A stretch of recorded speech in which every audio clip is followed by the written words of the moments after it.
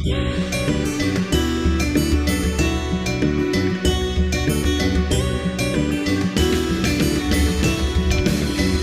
isang bansa sa malayong silangan, upirang ngalan perlas ng silanganan.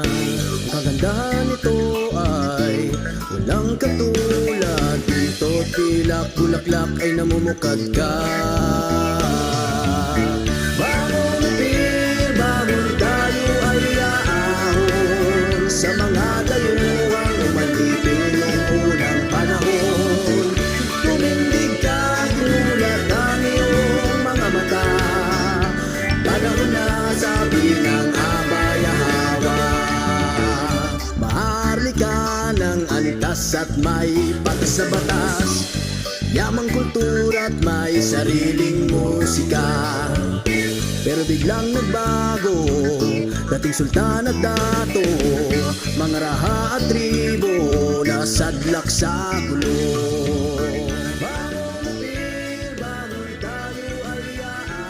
Oo, mapagpalang umaga, tanghali o gabi sa lahat ng ating mga tagapakinig.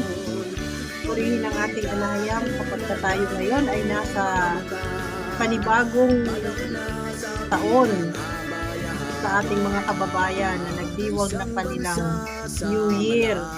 Pero sa ating mga Operian, ang New Year po natin ay sa March pa. Kumusta po mga kapatid? Tayo ay magpapatuloy sa ating pagtalakay sa aklat ng Exodus. Kabanata 1 ng Exodus, aklat ng Exodus, ang pang-aapi sa mga Israelita. So, sa Genesis, na talakay doon yung paglipat ng sambahayan ni Jacob Israel sa Egypt dahil sa tagutom. So, pinatira sila sa pinakamatabang lupain sa Goshen, part ng Egypt. Pero, and then, pumanaw na si Jacob at saka si Joseph. So, ang Exodus, ang karugtong na istorya ng ating history. Okay. Ang pang-aapi sa mga Israelita. Ito ang mga anak ni Israel, o Jacob Israel, na kasama niyang pumunta sa Egypt kasama ang kani-kanilang sambahayan. Sina Ruben, Simeon, Levi, Judah, Issachar, Zebulun, Benjamin, Dan, Naphtali, Gad at Asher. Silang lahat ay 70. Si Joseph ay matagal nang nasa Egypt noon. Paglipas ng panahon, namatay si Joseph, ang kanyang mga kapatid at ang kanilang salinlahi. Ngunit mabilis ang pagdami ng mga Israelita, kaya't sila ay naging makapangyarihan at halos napuno nila ang buong lupain. Ibig sabihin lupain ng Goshen. Lumipas ang panahon at nagkaroon ang Egypt ng ibang hari na hindi nakakakilala kay Joseph. Sinabi niya sa kanyang mga kababayan, "Nanganganib tayo sa mga Israelita. Sila ay patuloy na dumarami at lumalakas kaysa atin. Kailangan gumawa tayo ng paraan upang mapigil ang kanilang pagdami.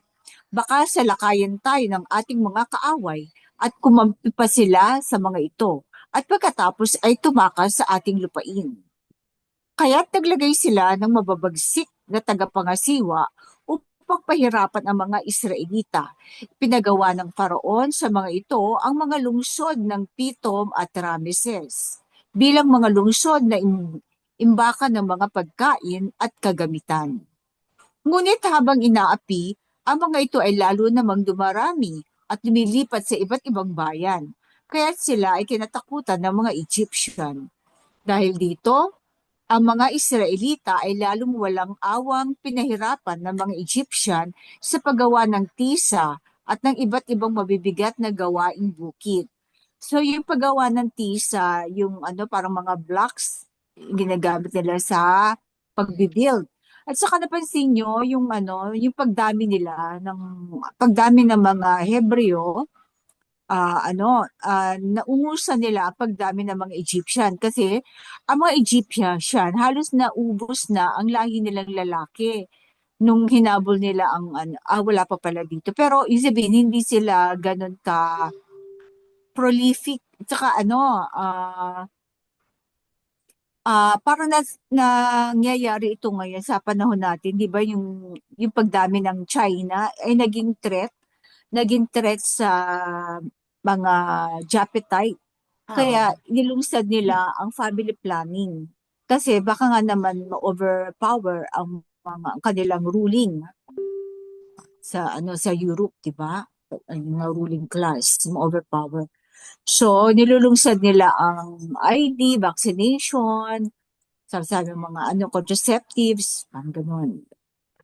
Na nasalungat sa mandato na magparami na inuutos ng alahayam sa tao. Okay, verse 15. Isang araw, ipinatawag ng Faraon sina Shifra at Pua, ang mga komadro ng Hebreo, at sinabihan ng ganito: sa pagpapaanak ninyo sa mga Hebreya, patayin ninyo kung lalaki ang sanggol at hayaan ninyong mabuhay kung babae. Ngunit dahil sa takot nila sa alahayam, hindi sinunod ng mga komadrona ang utos ng hari. Hindi nila pinapatay ang mga sanggol na lalaki. Okay, so itong mga siguro Shipra at Puwa, ano ba ito, mga Hebreo din to no? Sa pangalan nila. Oo. Oo. Muli silang ipinatawag ng hari at tinanong, bakit hindi niyo pinapatay ang mga sanggol na lalaking isinisilang ng mga Hebreya? Mangyari po, iba ang mga Hebreo sa mga Egyptian. Malalakas po sila at madali silang manganak. Kaya naisilang na ang sanggol pagdating namin. Sagot nila. Kaya't patuloy na dumami at lumakas ang mga Israelita. Ang mga komadrona naman ay kinalugdan ng alhayam. Sila ay pinagkalooban niya ng mga sariling pamilya. Iniutos naman ng Faraon sa lahat ng kanyang nasasakupan na itapon sa ilog Nilo ang lahat ng lalaking isisilang ng mga Hebreya at hayaan namang mabuhay ang mga babae. So, paglulunod naman ang ginawa niya, itatapon sa ilog. Oo. Hindi pala Ito hugot. yung kautusan ng yung sumunod na paraon nung namatay na yung unang paraon. Oo. Ang pangalan nito ay si Milol. Si Milol. Nilon ba? Okay. Oo, ang paraon na ito. Tapos, oo, Okay. kasi nagkaroon kasi siya ng panaginip na mayroong ano, mababasa natin ito sa extra biblical na nagkaroon ng panaginip itong paraon na mayroong isang matanda na kinuha ang kanyang corona. So, So, matanda. Sino oo, kaya matanda? matanda. Pagkatapos ay ano, nabahala siya, parang meron bang threat sa aking kaharian? Kaya pinatawag niya ang kanyang mga advisors, yung mga Mahikam. salabangkero, yung mga at nagkataon na nandun kasi ang advisor, isa pala sa mga advisor niya that time, kasama si Jethro. Jethro. Oo, si Mhm. Jethro at saka yung si Job. Oo. O, so hiningan din ng paliwanag. Ibang Job, parang si Joe, Oo, si tama-tama. Job at saka si Jethro. Yun. Tapos nandoon din si Balaam. Mm-mm. Oo, yung propeta ng ni Baal, si Balaam. Oo, nagturo sa mga Oo, Amalekita. oo. Amalekite. Tapos that time, nung nag-ano sila, na parang nagkaroon ng pagpupulong, 3 years old pa lang si noon, si Wala Moses. pa yung thesis. We Oo, are, get your head. oo, Sige, ano tayo? Yun ang oo. yun So ang yun ang hari noon. ang background dito kung bakit pinatapon niya sa ilog itong mga kasi Mga yun ang advice sa tanggol kanya na lalaki. ni Ah, Balaam.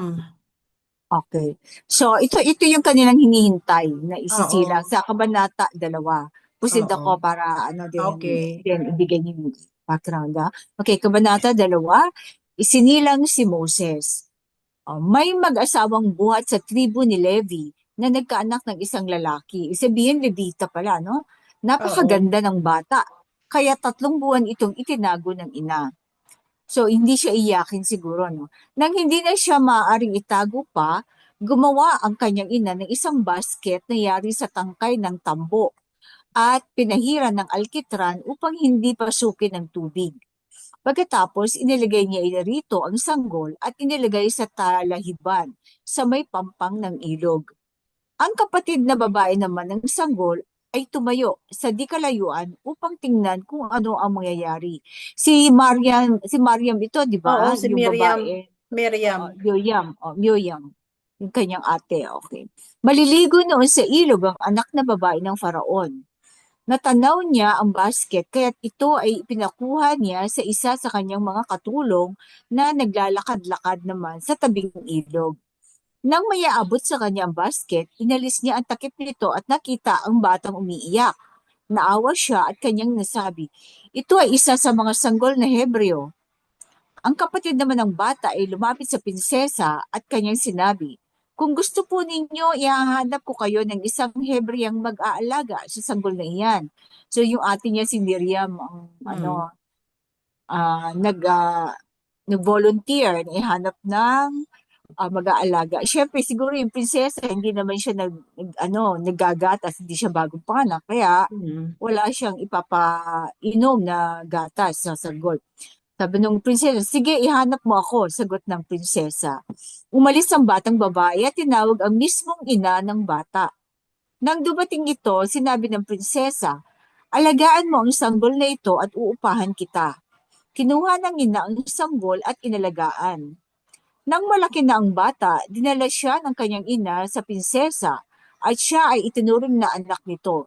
Sinabi niya, iniahon ko siya sa tubig, kaya Moses ang ipapangalan ko sa kanya. So matatandaan dito, mapapansin na yung nanay din niya ang nagpadede sa kanya. Oo. So, tingin mo so kilala ni Moses ang kanyang mga tunay na Kilala pamilya. niya ang ang kanyang pamilya, ang kanyang mga kapatid. Pero hindi siguro yung sinabing Hebreo siya. Siguro ang pakilala nila is siya ay anak Alam na, niya kasi 'di alam ba din nga, niya. alam niya Okay. na Hebreo siya. Okay. Alam mo ang ano nito, ang detalyadong kwento. Ito pa lang si Miriam, nagkaroon siya ng ng prophetic word sa tatay niya kasi that time nung pinapatapon na sa ilog, yung pinapapatay yung mga yung mga batang lalaki. Etong mga bagong panganak, dinadala nila sa sa bundok. Iniiwan nila sa bundok yung kanilang mga Tinatago. sanggol. Oo, tinatago nila. Iniiwan nila doon tapos yung nagpadala ang alahayam ng mga makalangit na nilalang para alagaan sila hanggang sa lumaki. At nung Mm-mm. malaki na sila, saka sila pinauwi sa kanilang mga bahay. Tapos Mm-mm. itong si Miriam at itong mga itong mga asawa ng mga Hebreo para maiwasan na hindi sila magkaanak, pinaghiwalay nila yung mga asawa nila. So, ipinatira ko sa malayo, yung ganun, hindi sila magkasama na sa isang bahay. Tapos, one time, itong si Miriam, nagkaroon siya ng prophetic word. Sinabi sa tatay niya, magkakaroon kayo ng anak na lalaki at ito ang magliligtas sa atin sa magpapalaya sa atin dito sa Egypt. So naniwala yung tatay niya si Hara ha- ano si ano to pangalan niya ng tatay niya ay si Amram. Si Aram or Amram, parang ganon. So nung ah nagdesisyon yung tatay niya na ipatawag yung kanyang asawa. So, tinawag yung kanyang asawa at after 7 months, nanganak na itong asawa niya. 6 months lang pala, itong si Moses sa tiyan ng nanay niya. So, parang Oo, parang, premature. ah, Oo, parang premature na ipinanganak. Pero nung ipinanganak siya, kasi tinago nga siya ng ng nanay niya, tsaka tatay niya, nung pinanganak, nagkaroon ng liwanag doon sa kanilang kwarto na akala mo daw ay liwanag ng araw at buwan. So, ganun kaliwanag. So, nagtaka sila at naniwala doon sa sinabi ni Miriam na sila ay magkakaanak ng tagapagligtas. Kaya itinago nila itong bata na ito hanggang 3 buwan nilang itinago. At nung nagkaroon ng raid ulit sa Egypt, lahat ng bahay pinasok, lahat ng bahay ng mga Hebreo pinasok para maghanap sila ng sanggol na lalaki. At nakita nila na itong sanggol na ito ay nung pumasok yung mga magre-raid sa kanila, umiyak itong bata. So nalaman ngayon na mayroon silang tinatago na bata. Kaya ipapapatay na yung magpadala sila ng ah, papatay doon sa bata. Tapos nagpadala naman ng parang kinausap ng makalangit na nilalang sa panaginip itong nanay ni Moses. At tinuruan siya kung ano ang dapat gawin. Nasabi, gumawa ka ng basket, pahiran mo ng alkitran, at palutangin mo ito sa tubig. At sa araw na yon na ipinalutang niya itong basket na to ni Moses, nagkaroon naman ng sobrang tag-init, ay sobrang init, parang pinababa yung araw ng alahayam. Nagkaroon ng sobrang init. So lahat ng babae, Kaya pala maliligo sa oo, ilog ang lahat prinsesa. ng lahat ng mga babae, lahat init na init, kaya naligo sila doon sa ilog. So, Mm-mm. talagang niloob ng alahayam na mapunta ito si Moses sa Egypt. Kaya Mm-mm. doon siya pinadala sa pinapaliguan nitong prinsesa. Mm-mm. Ang pangalan nitong prinsesa na ito ay si Batia, na Oo, anak ni ba't yun? Paraon. Oo, parang batchik. Tsaka ano, Oo. ang natandaan ko din yun, yung mga batang lalaki na dinala sa bundok. Para ano parang naging balbon do, umaba ang mga balahibo Oo, sa, pinahaba ng alahayam yung oo, kanilang mga para ano, oo. buhok. Kaya diba yung mga Muslim, di ba, yung mga ano, yung mga Hebreo na ano, Oo. mabalbon yung mga binti. Para hindi Mm. kagatin ng mga insekto. At Damo. yung mga sanggol na iniwan nila sa bundok, ang ginawa ng mga makalangit na nilalang, binigyan ng 2 bato sa magkabilang kamay ang mga bata.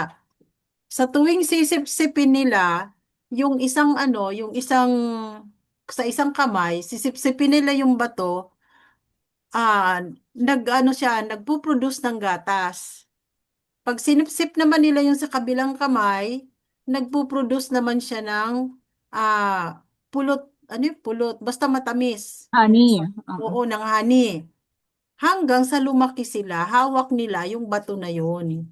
At Mm. dahil wala silang mga damit, pinahaba yung mga buhok nila para yun ang maging nila, comfort Proteksyon sa nila. lamig. Mm. Oo, comfort nila sa sarili.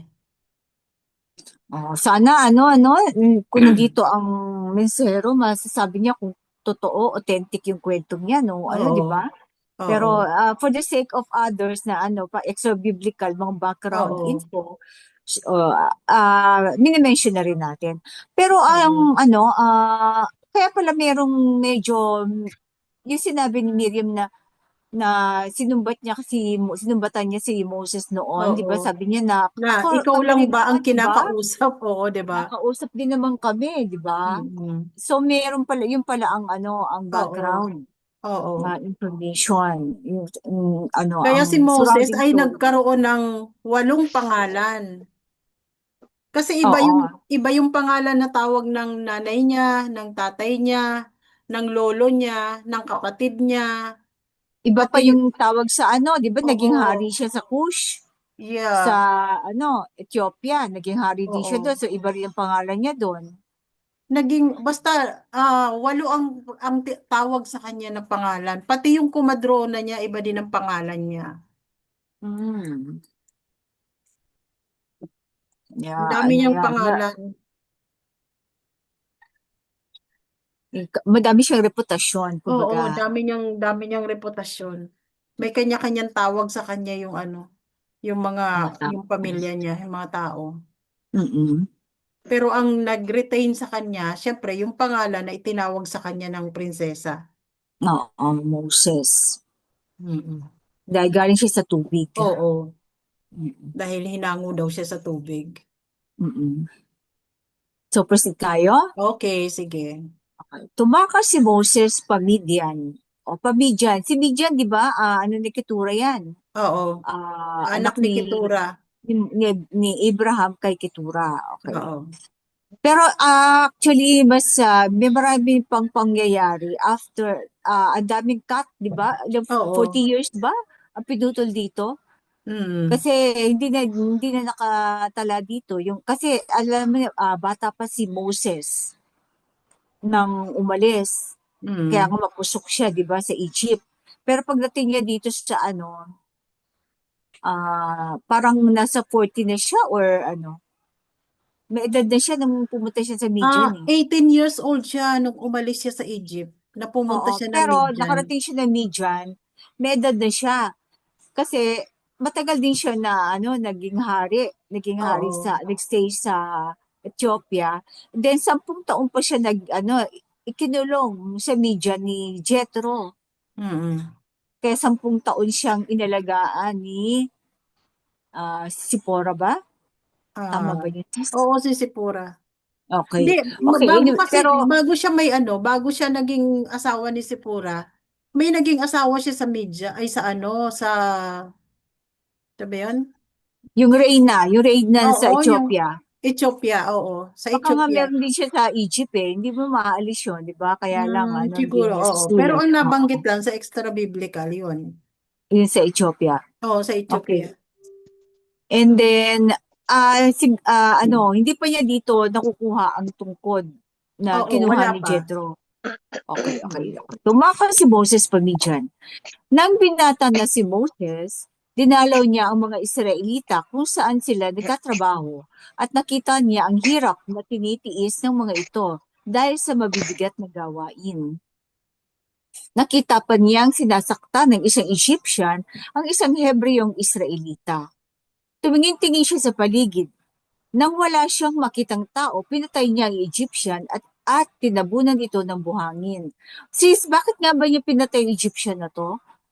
Ah, Parang yung, ina, ina, parang inaapi, nire-rape yung asawa ng isang Hebreo at oo, inaapi, nakita nilubugbog niya yung kasi Hebreo. itong Egyptian na ito na itinali yung asawa nitong Hebreo at nire-rape niya. Nakatali. Tapos nire-rape niya sa harapan nitong Hebreo na asawa. Tapos yung mga anak nitong Hebreo, ay dahil nga sa kakulangan nila ng ano ng materyales, 'di ba? Kasi pinahirapan na nga sila sa paggawa ng bricks. Kapag hindi sila nakaabot ng quota, kinukuha yung anak nila para yun ang ano to, inilalagay nila doon sa ginagawa nilang bricks. Nilalagyan na lang nila ng ano, ng parang, yung parang ano, hollow blocks, parang ganun. Oo, yung Yung dugo mga anak nun. nila. Kasi pampatibay daw yung dugo eh. Pero Oo. itong mismong Egyptian na to, ito yung parang katiwala, parang Oo, slave isang master. katiwala na nagpapahirap dito sa mga Hebreo. Oo. Tapos sabi, binubugbog pa yung lalaking Hebreo Mm-mm. na samantalang yung asawa niya ginagalaw ng Egyptian na to. Oo. So napatay ni Napatay ito ni Moses, Moses. Okay. itong Okay. ano, Egyptian So, na to. oo. Nagbalik siya kinabukasan at may nakita siyang dalawang Hebreyong nag-aaway. So, dalawang Hebreyo naman to. Mm. Tinanong niya ang may kasalanan, bakit mo sinasaktan ang kapwa mo Hebreyong Israelita? Sino ang nagbigay sa iyo ng kapangyarihang mga siwa at humatol sa amin? Papatayin mo rin ba ako tulad ng ginawa mo sa Egyptian kahapon? Tanong nito sa kanya. So, alam pala, balita pala sa sa mga Hebreo Ibig na sabihin, ginawa. may nakakita sa Ito kanya. ka nagsumbong. Siguro Oo. sinumbong nung Hebreo na inaapi.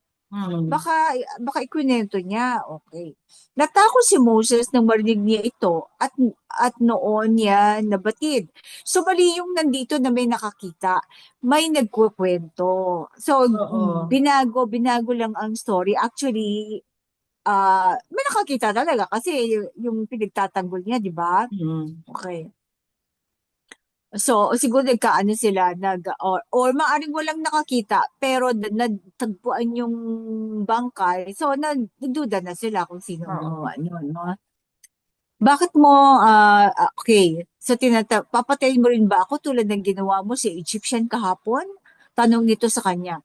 Natakot si Moses na marinig niya ito at noon niya nabatid na may nakakita pala sa ginawa niya sa Egyptian. Nakarating ang balita kay Faraon. Ito si Thutmose III, Hmm. kaya ibig niyang ipapatay si Moses. Ngunit ito ay nakatakas at nakarating sa Midian. So, kinak na yung mahabang istorya niya sa Oo. Ethiopia.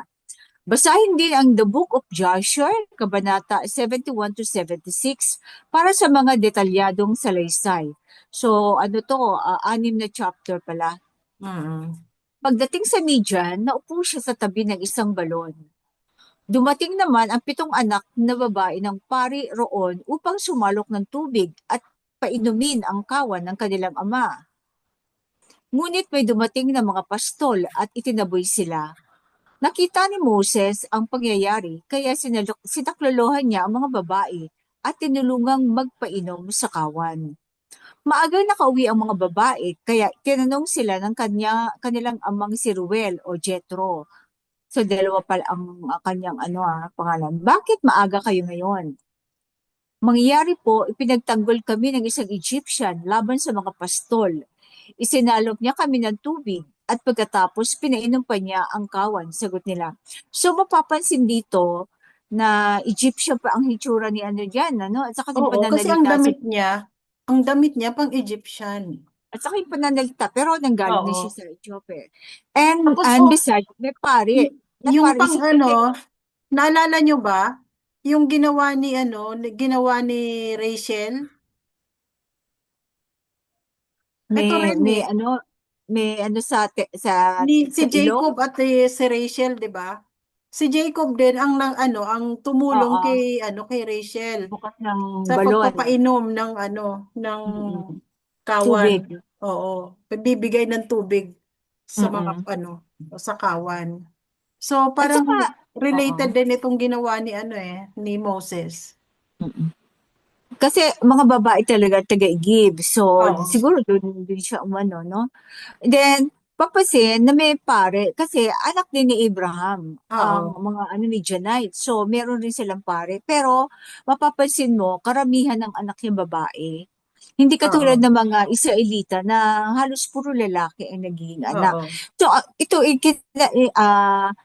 niloob ng alahayam para ang mga lalaking Israelita ay makapangasawa ng kapwa Hebreo. Although kahit hindi puro Israelita, pero Hebreo din.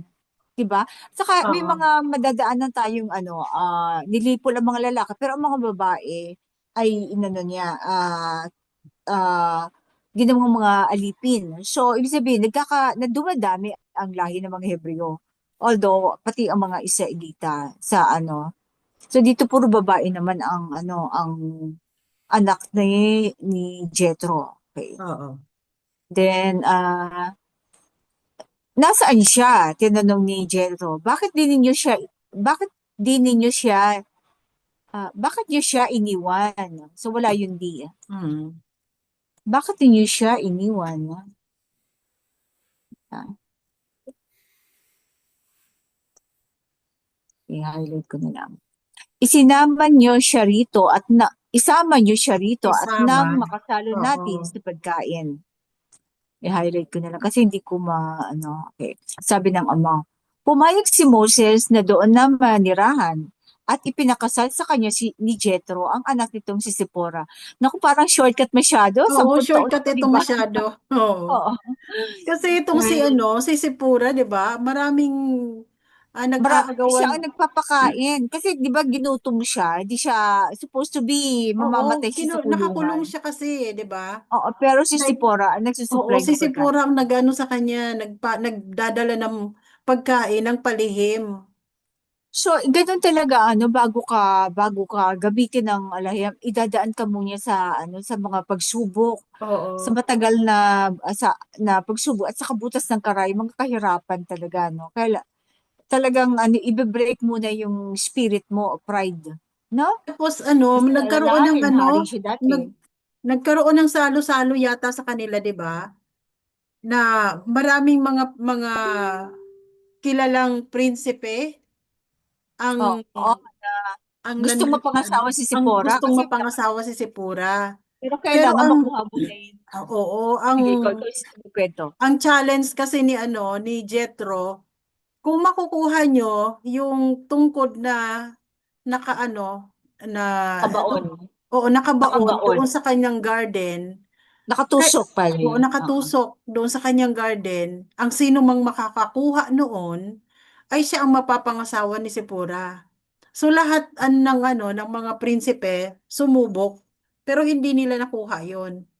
Pero kasi parang ano napakalalim, hindi nga nila Nakatapa na sa magalaw. bato. Yan ang Oo, ginaya ng King Arthur, di ba? Yung ginagaya oo. nilang istorya. King Arthur na may espada, di ba? Ang Mm. ginagaya nila. Pero samantalang si ano lang, Nung si nakita lang niya, Moses, kinuha lang niya oo, bigla, di ba? basta kinuha niya lang. Oo, dahil Ang dali-dali niya lang makuha nung ano na yun. nagulat sila nung hawak na niya, di ba? Oo. Oo, okay. Kaya siya ang napangasawa ni Sipora. Okay. Okay, dumating ang araw na si Sipora ay nanganak ng isang lalaki. Pero sis, yung tungkod na yon ay yun ang ginamit ni yung Jacob, 'di ba? Oo, tungkod yun ni Jacob. Na nagmula pa kay Kay, Shem, kay ano, Noah. from Noah, na Kasi tungkod ng alahayam yan eh. Baka gamit pa yes, yan ni Adama eh, no? mukhang galing pa kay Adama yan natungkod na Oo. yan. Na ipinasa kay Okay. kay sino yon? Shem. Metosela. Napunta kay Okay. Metosela, napunta kay kay Noah, napunta kay Shem, napunta kay Abraham, napunta kay Isaac, at napunta kay Jacob. At pagdating naman sa dahil dala ito ni Jacob, naiwan kay Joseph. Joseph. Oo, At naiwan sa Paraon. nung tumakas itong si Jethro kay Paraon, dinala niya to. Oo, yung ni Joseph. Oo. Mm. Ayun. Kaya, Kaya oo, nakarating na Midian. kaya nakarating Okay. siya ng Midian, oo. At Midian, ang napunta karapat-dapat sa lang, karapat-dapat na kamay kay Moses. oo nga, no? Mm. Okay. So, Nasaan verse na kaya 20. ito ngayon? From Moses. Okay, Judah. So napunta kay Judah Baka si Ephraim. at kay Ephraim. Hindi, kay Judah pa yan. Nasa Ethiopia pa. Di ba yan yung yung pinangsanla ni Judah kay Tamar? Oo, nabalik na ba sa kanya, di ba? Binalik ni Tamar. Parang proof Oo. na kung sino ang ama nung nasa, Mm. niya. Ay, hindi. Oo, pero pagdating nila, di ba? Pagdating nila sa Egypt, yun nga ang nadala ni Joseph. Yun nga ang Oo, dinala basta ni naiwan kay Jethro. Joseph yan. Oo. So, At kayo, napunta kay Jethro. tinago nga ni Jethro, at napunta kay Moses. Oo. Ngayon, tingin ko, yung punong, kay David yan eh, di ba? Nadaan kay David, then after ni Judah hanggang kay David. Oo. Kasi sino ang Then tumakas sila sa Africa nung 70 AD. So, malamang nasa Africa, sa Ethiopia. Oo. Mm. Sa Okay, Aksumite tuloy natin, Kingdom. oo. Verse 21. Okay, verse 22. 21. Oo. Pumayag si Moses na doon na manira at pinakasal sa kanya ni Jethro ang anak nitong si Sipora. Dumating ang araw na si Sipora ay nanganak ng isang lalaki. Sabi ni Moses, ako ay banyaga sa banyagang lupain ito, kaya tatawagin kong Gershom ang batang ito. Pagkalipas ng mahabang panahon, namatay ang faraon. Ang mga Israelita ay dumadaing at umiiyak sa patuloy na pang-aalipin sa kanila ng mga Egyptian at ang kanilang paghingi ng saklolo ay umakyat sa Alahayam. Narinig ng Alahayam ang kanilang daing at naalala niya ang ginawa niyang kasunduan kina Abraham, Isaac at Jacob. Nakita ng Alahayam ang kalagayan ng mga Israelita at siya ay nahabag sa kanila. Yada. Ayada. So mapapansin na dito si Moses ay ay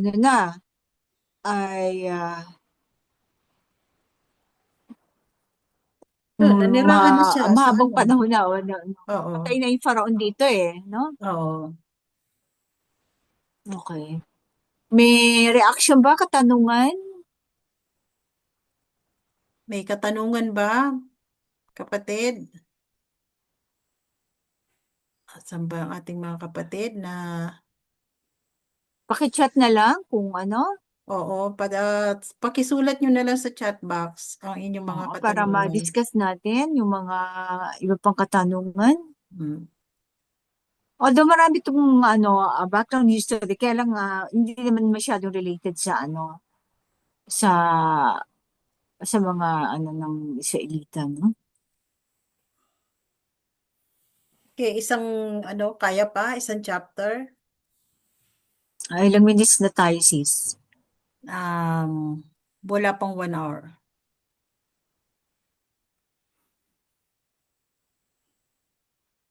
Yung recorded mo? Oo. Copy?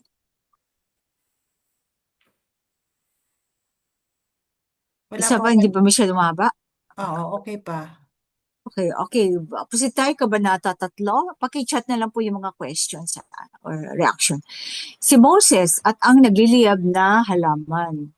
Okay, so si Moses ay as usual, ano pa rin sila, mga shepherd, di ba?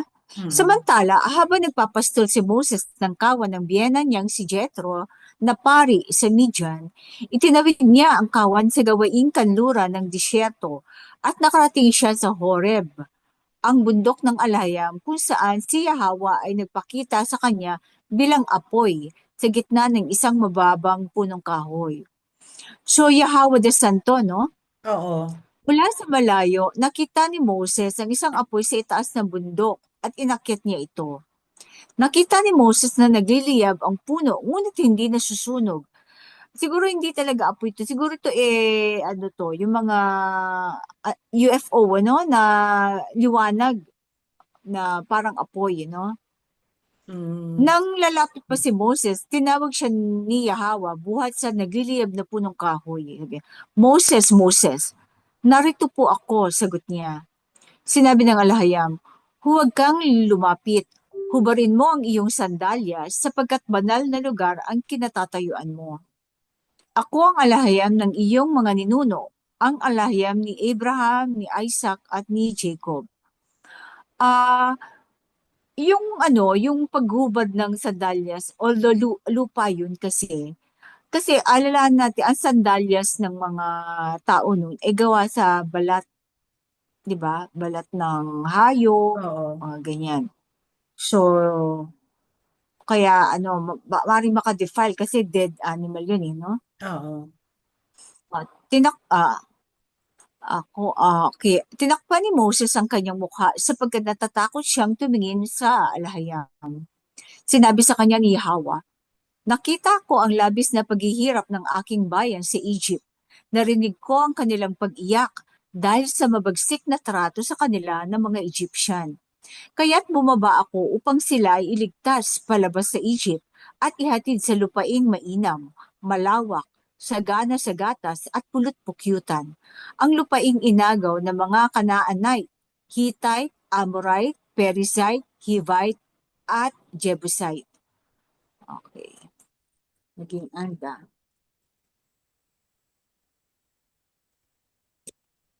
Naririnig ko ang pagdaing ng mga Israelita, ang aking minanang bayan, at nakikita ko kung paano sila apihin ng mga Egyptian.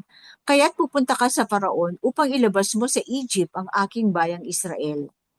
O paglilinaw, ang mga Canaanite ay mga Japhetites na sumakop sa teritoryo ng mga Shemites. Hindi sila sumusunod sa mga teritoryong itinakda ni Noah. Ang mga Israelita ay mga Hebrew Shemite, kaya sila ang nararapat na nakatira sa lupain. So, ang mga Canaanite ay mga Japhetite. Hindi sila dapat nasa bandang Europe sila or North America, no? Verse 11. Ngunit sinabi ni Moses kay Yahweh, sino po ako para humarap sa Faraon at ilabas ang habayang Israel mula sa Egypt? Sasamahan kita at ito ang magiging katibayan na ako ang nagsugo sa iyo. Sa bundok ding ito, sasambahin ninyo ako kapag nailabas mo na sa Egypt ang aking bayan, sabi ni Yahweh. Sinabi ni Moses, kung pupunta ako sa mga Israelita at sasabihin sa kanila, ako ay sinugo ng alahayam ng inyong mga ninuno. Ano po ang sasabihin ko kung itanong nila, ano ang pangalan niya? So, siguro talagang inilihin nila ang pangalan ng mga Israelita, ang pangalan ng alahayam sa ibang lahi. Kaya parang yun ang magiging katibayan. Sila lang nakakaalam ng pangalan, no? Yun ang katibayan na si Moses ay isinugo. No? Sabihin mo sa kanila, Yahweh, iyan ang aking pangalan magpakailanman, ang pangalang itatawag ninyo sa akin, mula sa salinlahi hanggang salinlahi. Sabihin mo sa kanila, si Yahweh ang nagpadala sa akin sa inyo. Ano kaya, di ba? Alam din ng mga nakatatanda ang tunay na pangalan ng ng alahayam.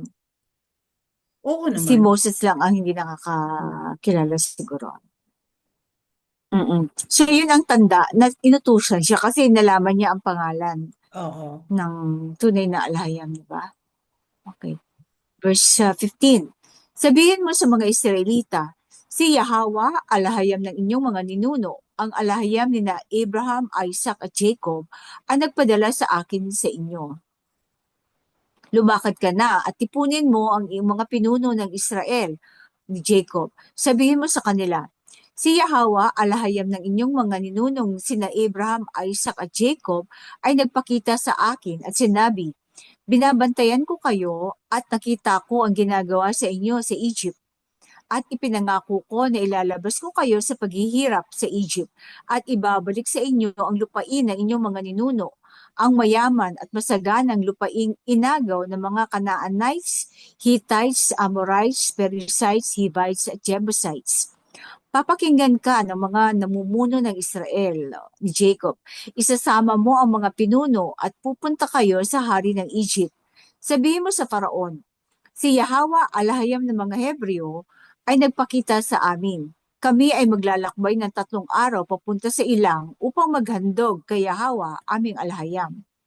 Alam kong hindi papayag ang hari ng Egypt hanggat hindi siya ginagamitan ng kamay na bakal.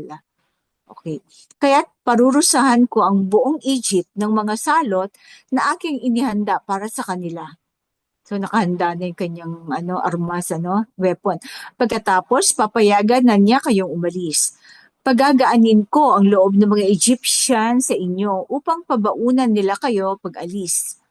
Ang inyong mga kababaihan ay manghihingi ng damit, alahas na ginto o pilak sa kanilang mga Egyptian na kapitbahay at sa sino mang Egyptian na babaeng kasama nila sa bahay. Ipasusuot ninyo ang mga ito sa inyong mga anak. Sa ganitong paraan ay mapapasa inyo ang ari-arian ng mga Egyptian. So ang ganda na may plano na talaga ang alahayam bago pa nakahanda na yung script at saka mga materyales na gagamitin para sa mga plano niya sa mga Israelita, pati yung mga alahas siguro na that time napakabura ng ginto. Oo. Ordinaryo na lang sa mga Egyptian ng ginto, kaya napakabilis na nila ipamigay sa mga Israelita. Oo. Tapos napapansin dito sa verse 21, pagagaanin ko ang loob ng mga Egyptian sa inyo. So talagang ang alahayam, nakokontrol niya ang emosyon. Oo. O pag kanyang niloob, napapaamo niya ang isang tao sa kanyang ayon sa kanyang kalooban. Ngayon, patitigasin din niya ang loob ng Paraon sa mga Egyptian, okay, Moses, para magamitan niya, maipakita niya ang kanyang mga Kapangyarihan. um, kapangyarihan, oo, mga kanyang Mm. kababalaghang ginawa sa mga Egyptian at maitsulat at maging tanda ng kanyang kapangyarihan. Yada. So, yung emosyon natin minsan kailangan ipanalangin din natin na bigyan tayo ng temperate na emosyon para hindi tayo pabigla-bigla sa ating mga sinasabi at mga kinikilos. So, Okay. yun Ano pa pa rin mga ay kapatid? nothing is impossible to our Alahayam. Kasi siya ang may control, 'di ba? The Siya ang creator of may gawa sa of the atin, di ba? universe. Kaya siya ang may control. Control niya ang lahat ng kanyang nilikha. Although meron tayong free will, Oo. pero ayon sa kanyang kalooban, Kung siya ano din ang kanyang plano, pag-ibig. sabi niya, 'di ba? Kung ano ang kanyang plano sa iyo, ayun ang magaganap. Tulad na lang nung di ba, ni Rebecca at saka ni Isaac, Oo. first love at first sight agad sila. Talagang inaano ng ala, kayo Mm. ang magkapares. So, Mm. yung mga no? Oh, so ibig Yung mga, sabihin, talagang sa lahat ng mga nangyayari sa buhay natin, mayroon talagang intervention ng ating alahayam uh, ayon sa kanyang under plano. control. So, yun nga, sabi na nga, naka-blueprint na ang buhay natin sa kanyang kamay. Scripted na yan hanggang Oo. huli. Mm. Hanggang sa huling sandali ng buhay mo, scripted na sa plano ng alahayam. Huwag ka lang Naka-blueprint, oo, lilihis. naka-blueprint na sa kanya. Huwag ka lang lilihis. So, Na yun nga, isang katanungan din na ano, may kinalaman ba sa lahat ng sa kapalaran ng tao, ang alahayam? So, parang kagaya ng sinabi niya kay Prophet Jeremiah, 'di ba? Na Oo. bago ka pa isilang ay kilala na kita. So, ibig Pero sabihin, nakatakda na ah ang bawat isa sa atin. nakatakda. Pero iyon ay Oo. siguro hindi ko masasabing applicable sa lahat. Yan ay sa mga kanyang hinirang na bayan. Sa mga Mm. human being. Oo. Kasi iba-iba naman kasi ang anak ng di ba? Oo. Ni Serpent, ng mga So, kung sino ang inaano niya, hindi kayo, lalayo siya sa'yo. Hindi, tatalikod siya. Halimbawa, ang fina-follow mo ay yung kanyang kalaban. Kami free will tayo, di ba? Oo. Lalo na yung seed na yon ay nagmula sa seed ng kalaban. Mm. Pero kung talaga nag-seek ka, pero ang sabagay, ang sabi talaga ng mensero, napakalayo pa. Napakalayong ang ang serpent seed ay makinig sa tunay na alayam, sa alayam natin. Oo. Parang sa umpisa, Kasi makikinig siya. Pero kinalaunan, hindi niya kayang parang hindi niya daw kayang tiisin, 'di ba? yung lifestyle na Oo, lang, di yung ba? Iba yung lifestyle, nila, hindi dahil magre-resonate naiiba yung ang lifestyle tayo, ng medyo mga kasi ba't hinirang. pinanood, Oo. manamit, di ba? Oo. Oo.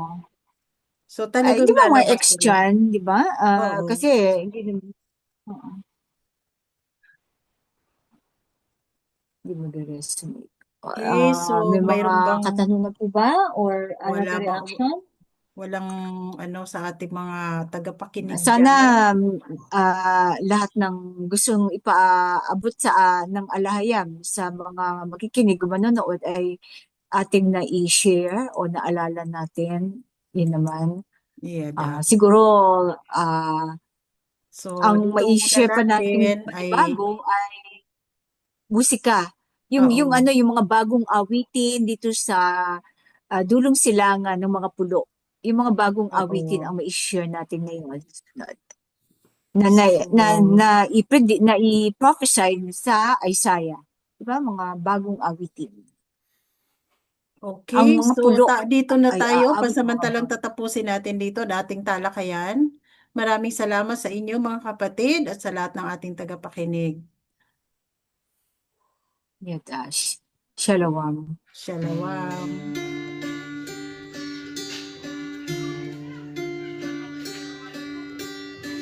Sa pasimula, nilikha kang kay ganda.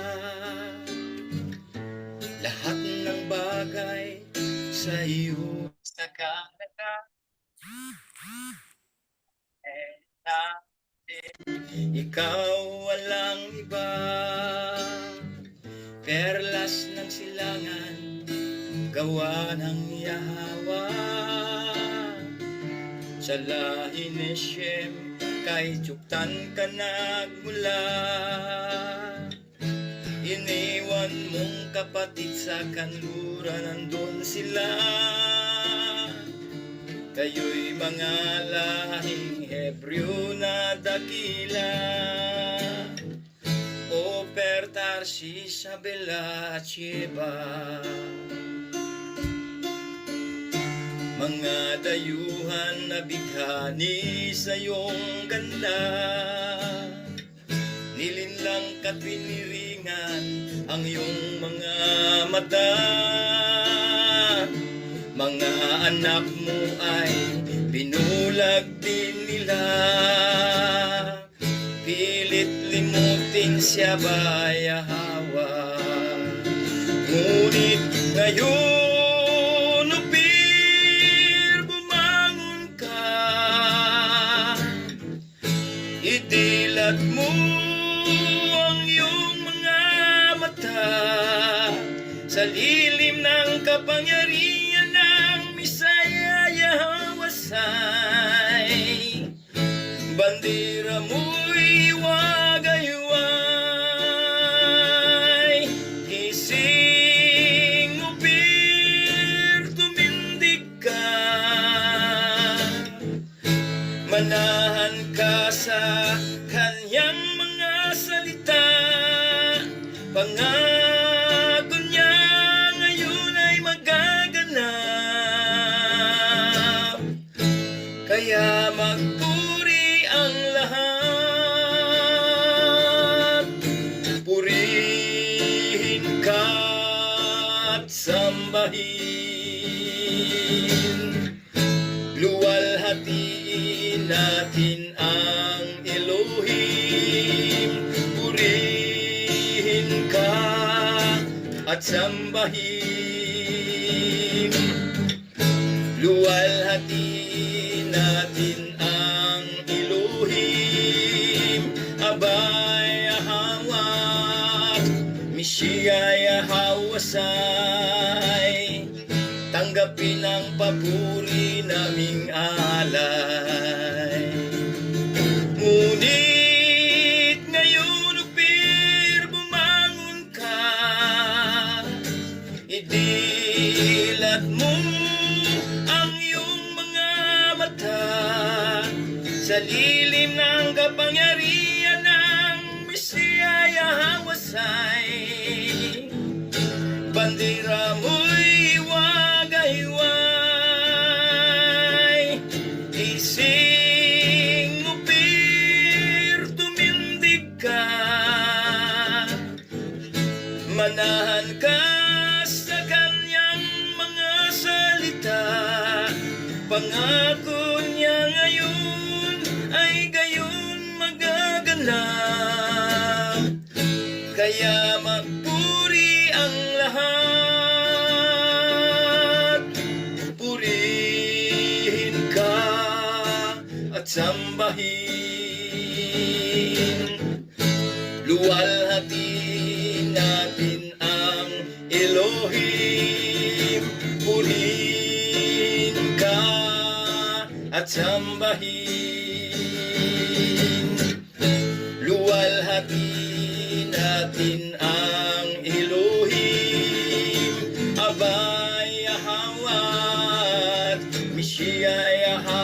hawasay. Tanggapin ang papuri naming alay. Abay, Yahawa at Misiya, Yahawasay. Tanggapin ang papuri naming alay. Abay, Yahawa at Misiya, Yahawasay.